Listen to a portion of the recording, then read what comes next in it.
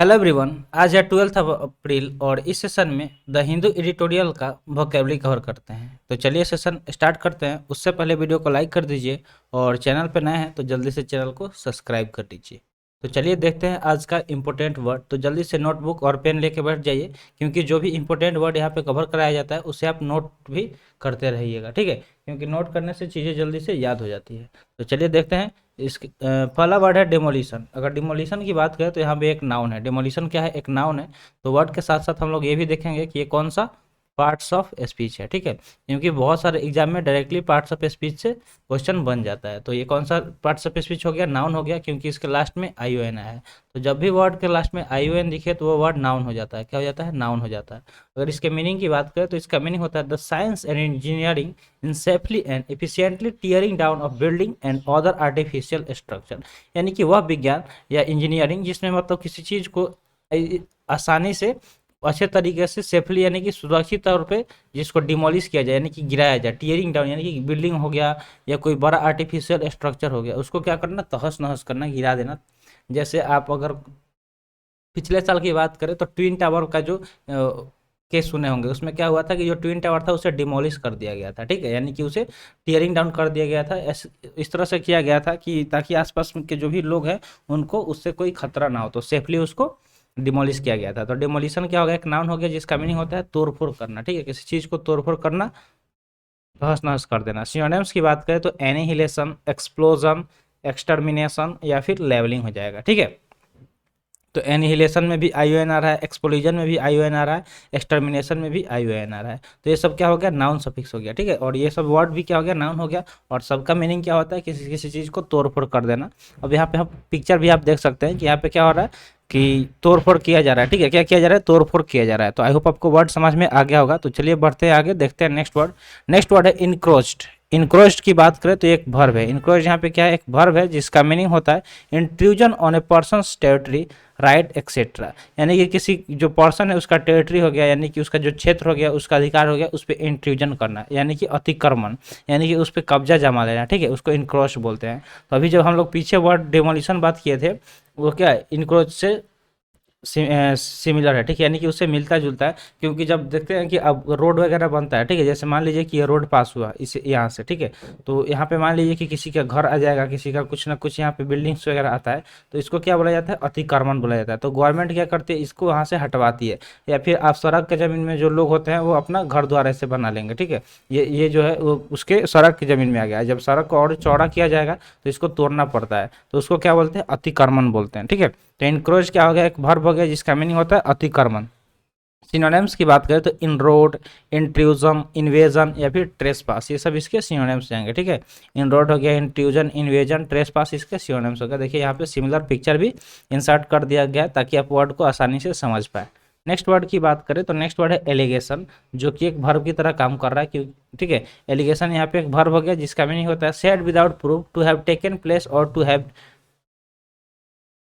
Specified illegal और undesirable quality. यानी कि किसी को बिना प्रूफ के, बिना सबूत के कह देना कि उसने कोई गलती किया है, या फिर अनडिजायरेबल यानी कि अनैच्छिक काम किया है, या फिर कोई गैर कानूनी काम किया है, ठीक है। यानी कि उसको कथित बोल सकते हैं, यानी कि किसी के कहने के आधार पे किसी के बारे में गलत बोल देना, ठीक है। सिनोनिम्स की बात करें तो सपोज्ड, प्रोफेस्ड, परपोर्टेड या फिर एपारेंट, यानी कि ये सब क्या हो जाएंगे? इसके सिनोनिम्स हो जाएंगे, ठीक है। तो एलिगेशन मतलब सिंपली यही होता है कि मान लीजिए कि कोई आपका एक दोस्त है, ठीक है। दोस्त ए हो गया और आप बी हो गए। तो उसने क्या किया? आपका दोस्त जो है किसी सी के बारे में आपसे बोल रहा है, ठीक है। और इसके पास कोई प्रूफ नहीं है। वो मान लो कि आप बोले कि सी से मुझे कुछ बात करना था, उसे कुछ काम था।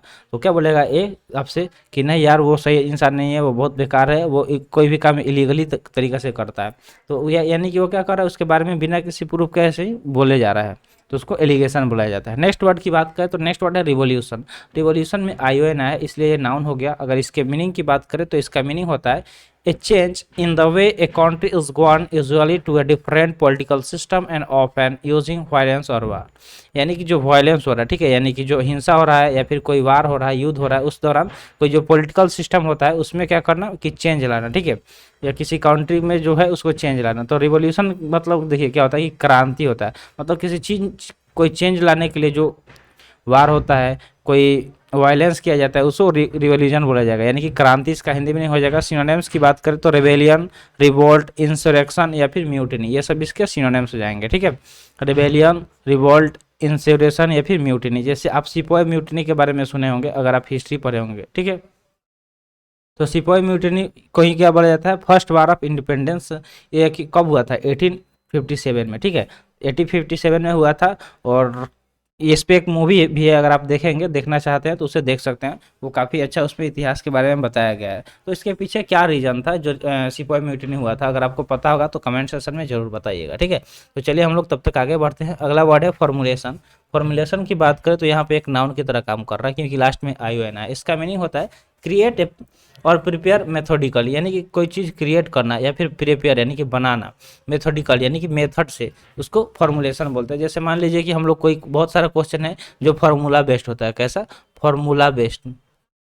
जैसे अलजेब्रा में भी बहुत सारा फार्मूला है, जैसे ए प्लस बी का होल स्क्वायर, आपको एक सिंपल भी बता रहे हैं, जैसे A square plus 2ab plus B square. तो ये क्या है, एक फार्मूला है, ठीक है। हम लोग जो मान लीजिए कुछ इस तरह का क्वेश्चन मिल गया 3 + 8 का होल स्क्वायर, तो हम लोग क्या करेंगे, इस फार्मूले पे रख के इसको तोड़ेंगे, इसको ए मान लेंगे, इसको बी मान लेंगे। तो ये क्या हो गया, एक फार्मूला हो गया, यानी कि कोई एक फार्मूला तैयार कर देना जो जिस मेथड पे हम लोग कुछ आगे उस पर काम कर सकें, यानी कि तैयार, इसका हिंदी मीनिंग हो जाएगा। जैसे मान लीजिए कि खाना ही हम लोग बनाते हैं तो उसके लिए रेसिपी होता है, क्या होता है, रेसिपी, कि वो चीज़ हम लोग अगर करेंगे तो हमारा खाना अच्छा बन जाएगा। सिनोनिम्स की बात करें तो कोडिफाई, डिफाइन, डेवलप या फिर डिवाइस हो जाएगा, ठीक है। तो देखिए यहाँ पे डिवाइस है, एक और डिवाइस होता है DEVICE। तो डिवाइस और डिवाइस दोनों में क्या डिफरेंस है, आप कमेंट सेक्शन में कमेंट कीजिएगा। कोडिफाई, डिफाइन, डेवलप ये सब इसके सिनोनिम्स हो गए, ठीक है। नेक्स्ट वर्ड के पहले हम लोग थोड़ा सा होमवर्क का बात कर लेते हैं। तो होमवर्क पे यही बोलते हैं कि जो भी वर्ड यहाँ पे कवर कराया जा रहा है उस वर्ड से आपको सेंटेंस बनाना है, ठीक है। अगर आप सेंटेंस बनाएंगे तो उसे कमेंट सेशन में कमेंट भी करना है। तो ये काम आपको करना है, ठीक है, 3 काम। एक तो पहले वर्ड से क्या करना है, सेंटेंस बनाना है और उसे नोट करते जाना है, और बाद में उसे कमेंट सेशन में कमेंट करना है। इस तरह अगर आप करेंगे तो वो वर्ड आपको 100% उसी दिन याद हो जाएगा। अब नेक्स्ट वर्ड देखते हैं। नेक्स्ट वर्ड है इम्प्लीमेंटेशन, जो कि एक नाउन की तरह काम कर रहा है, क्योंकि लास्ट में ION आया है। अगर इसके मीनिंग की बात करें तो इसका मीनिंग होता है the process of putting a decision और प्लान इनटू इफेक्ट, यानी कि देखिए ऐसी प्रक्रिया जिसमें हम लोग कोई जो डिसीजन लिए हुए हैं वो या कोई प्लान बनाए हुए हैं उसे इफेक्ट में लाना, यानी कि उसे शुरू कर देना। जैसे मान लीजिए कि आज आप बहुत ज़्यादा, आपको कोई डांट दिया, बोल दिया कि आप अच्छे से पढ़ नहीं रहे हो, तो आप गुस्से में आए या फिर उसको अपने दिल पे ले लिए, और अभी आपने क्या किया, एक रूटीन बनाया। और रूटीन बनाया तो आज से तो रूटीन फॉलो करेंगे नहीं, कल से करेंगे, और कल से जब उसको फॉलो करने लगे यानी कि वो इफेक्ट में आ गया, ठीक है, यानी कि वो इम्प्लीमेंट आप कर रहे हैं। तो ऐसा प्रक्रिया जिसमें अगर आप कोई डिसीजन लिए हैं, कोई प्लान बनाया है और उसे शुरू कर देते हैं, उसको इम्प्लीमेंटेशन बोला जाता है, यानी कि कार्यान्वयन। इसका हिंदी मीनिंग हो जाएगा। सिनोनिम्स की बात करें तो एक्सक्यूजन, एप्लीकेशन, परफॉर्मेंस या फिर इनेक्टमेंट, ये सब इसके सिनोनिम्स हो जाएंगे, ठीक है। तो ये सब क्या हो जाएंगे, इसके सिनोनिम्स हो जाएंगे। तो आई होप आपको वर्ड समझ में आ गया होगा। तो ये पिक्चर यहाँ पे थोड़ा सा गलत लग गया है। नेक्स्ट वर्ड की बात करें तो नेक्स्ट वर्ड है करप्शन। करप्शन की बात करें तो यहाँ पे एक नाउन है। करप्शन क्या है, एक नाउन है। तो करप्शन यहाँ पे क्या हो गया, एक नाउन हो गया, क्योंकि इसके लास्ट में ION आया, ठीक है। तो जब भी वर्ड लास्ट में ION दिखे तो वर्ड क्या हो जाता है, एक नाउन की तरह काम करता है। तो करप्शन नाउन हो गया। इसके मीनिंग की बात करें तो इसका मीनिंग हो जाएगा डिसऑनेस्ट और इमोरल बिहेवियर और एक्टिविटी, यानी कि ऐसी एक्टिविटी जो क्या हो, इमोरल हो, यानी कि अनैतिक हो, या फिर डिसऑनेस्ट यानी कि बेईमानी वाला हो, तो उसको करप्शन बोला जाता है। जैसे आप देखते हैं कि बहुत सारे नेता जो भ्रष्ट होते हैं, अगर आपको कोई काम कराना हो तो उसके बदले वो पैसे लेते हैं, घूस लेते हैं, वो क्या करप्ट है, यानी कि करप्शन कर रहा है। तो करप्शन का हिंदी मीनिंग भ्रष्टाचार हो जाता है। सिनोनिम्स की बात करें तो डिसऑनेस्टी, डिसीट, डिसेप्शन या फिर डुप्लीसिटी, ये सब इसके सिनोनिम्स हो जाएंगे। आई होप आपको करप्शन वर्ड समझ में आ गया होगा। तो चलिए बढ़ते हैं आगे, देखते हैं नेक्स्ट वर्ड। नेक्स्ट वर्ड है एडमिटिंग, जो कि एक वर्ब है। एडमिटिंग क्या है, एक वर्ब है जिसका मीनिंग होता है कन्फेस, टू बी ट्रू और टू बी द केस, यानी कि किसी जो चीज़ सही है उसे कन्फेस कर लेना, ठीक है, उसे स्वीकार कर लेना, यानी कि स्वीकृत इसका हिंदी मीनिंग हो जाएगा। सिनोनिम्स की बात करें तो प्रोफेस्ड, एक्सेप्टेड, एक्नॉलेज या फिर एफर्म्ड, ये सब इसके सिनोनिम्स जाएंगे, ठीक है।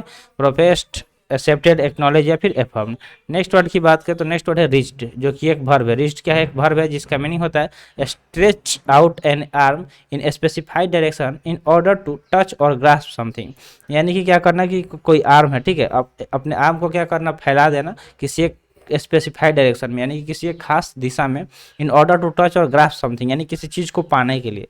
जैसे मान लीजिए कि आप तैयारी किस लिए कर रहे हैं, किसी चीज़, किसी एग्जाम को क्लियर करने के लिए, लाइक SSC हो गया, NDA हो गया, या फिर सीडीएस हो गया। तो आप किसी ना किसी एग्जाम का तैयारी कर रहे हैं, जहाँ तक पहुँचना आपका क्या टारगेट है, लक्ष्य है, यानी कि एक आप स्पेसिफाइड डायरेक्शन में तैयारी कर रहे हैं ताकि आप उस चीज़ को हासिल कर सके, यानी कि पहुँच गया, इसका हिंदी में नहीं हो जाएगा, रिच्ड, आप वर्ड सुने ही होंगे, पहुंचने के लिए यूज किया जाता है। सिनोनिम्स की बात करें तो कैप्चर, कलेक्टेड, सीज्ड या फिर एकम्प्लिश्ड, ये सब इसके सिनोनिम्स रहेंगे। Capture, collected, seized, accomplished. यहाँ पे वर्ड भी देख सकते हैं कि अब जो टारगेट है वहाँ पे पहुँच जाना। जैसे मान लीजिए आपका टारगेट है एसएससी एग्जाम, आप अच्छे से तैयारी किए और डेली वोकेस भी देख रहे थे हमारा, और भी सारे लोग से पढ़ाई कर रहे थे, और क्या हुआ कि एक दिन आपका एग्जाम क्लियर हो गया, ठीक है, एसएससी का एग्जाम क्लियर हो गया। तो उस टाइम में क्या हुआ कि आपका जो टारगेट था वो क्या हुआ, अचीव कर लिया गया, यानी कि आप वहाँ पे पहुँच गए।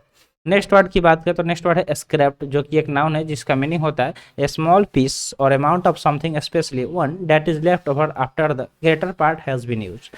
जब मतलब देखिए इसका मीनिंग होता है कि मान लीजिए कितना बड़ा चीज़ है, इसका एक छोटा सा अमाउंट बच जाना। जैसे मान लीजिए कि इतना सा कुछ बच गया, इतना पार्ट हम लोग क्या कर लिए, यूज कर लिए, जो ये पार्ट था इसे यूज करने के बाद, तो उसको स्क्रैप बोला जाता है, यानी कि रद्दी बोल सकते हैं। इसका हिंदी मीनिंग क्या हो जाएगा, रद्दी हो जाएगा। सिनोनिम्स की बात करें तो फ्रैगमेंट, पीस, बीट या फिर ऑफ कट, ये सब इसके सिनोनिम्स हो जाएंगे। जैसे आप देखते होंगे कि जब फर्नीचर वगैरह के दुकान पे जाते हैं तो लकड़ी यूज किया जाता है, तो कुछ इस तरह का वहाँ पर रद्दी देखने को मिल जाता है, ठीक है।